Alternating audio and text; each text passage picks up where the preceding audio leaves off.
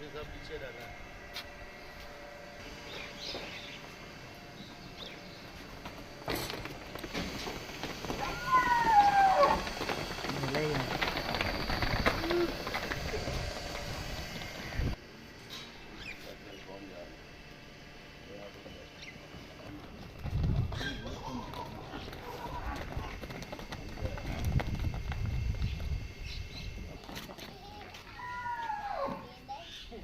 अगर मुंह के आगे से अपना वो तो हटा ले।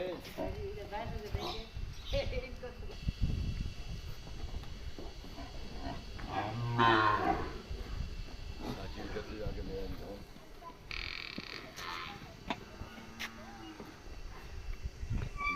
पीछे हटिए।